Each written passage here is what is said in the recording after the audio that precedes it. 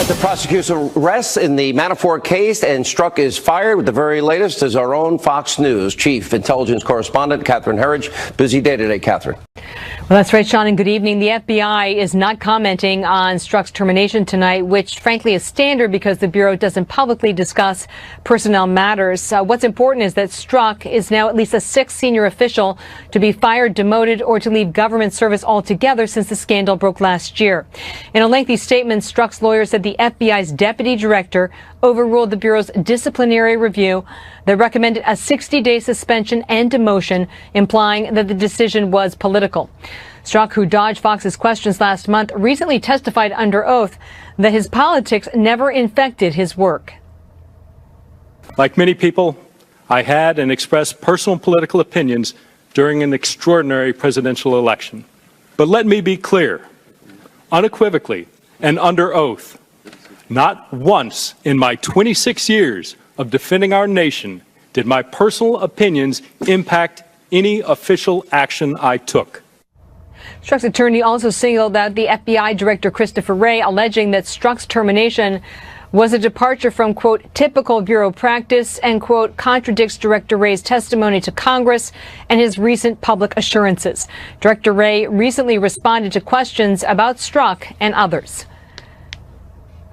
There's a pending personnel matter, and as I said, I want to make sure that we're doing things, following our process, doing things by the book. Our Inspector General report has referred a number of individuals to our disciplinary process, and I think it's very, very important that we let that process, without delay, work itself through and get to a result, as opposed to responding to hue and cry.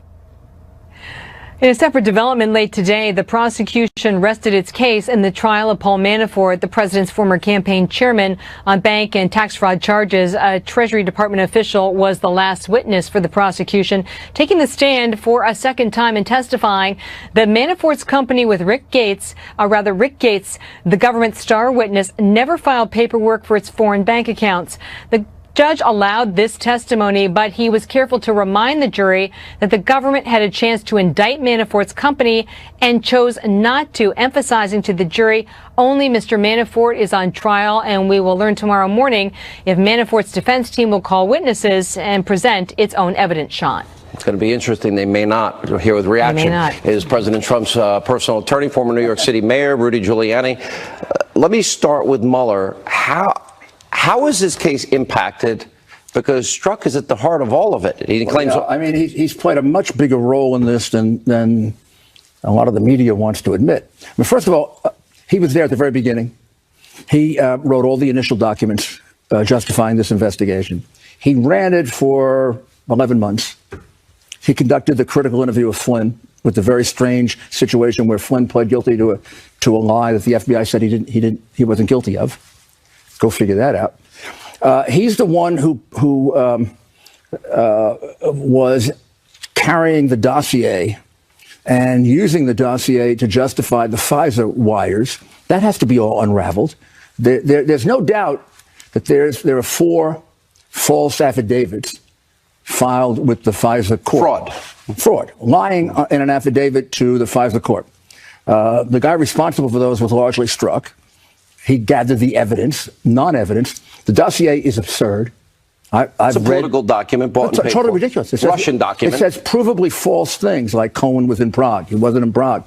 It says that there were real estate deals with the Russians. There were no real estate deals with the Russians.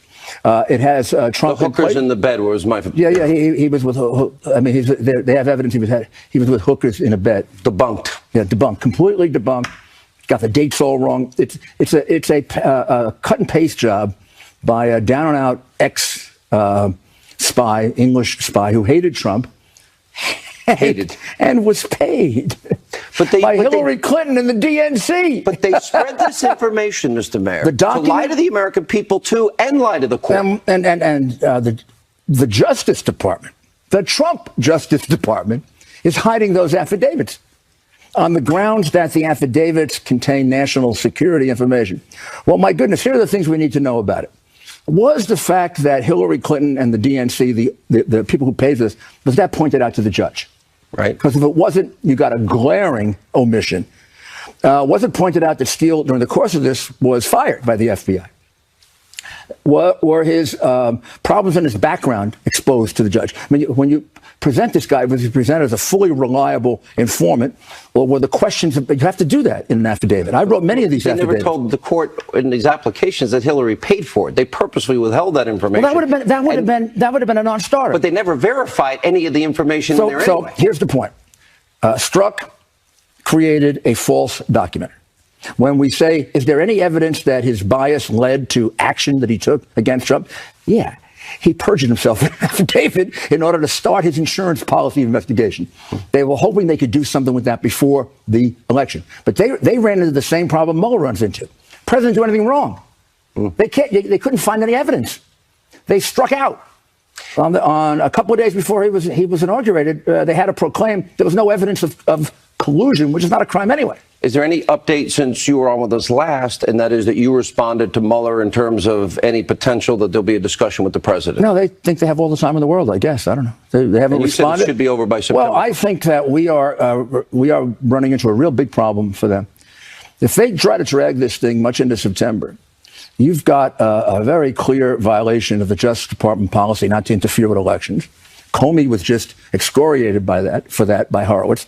It'll just be another list of their irregularities, their unethical performance, their unwillingness to follow sensible rules. They could have done this.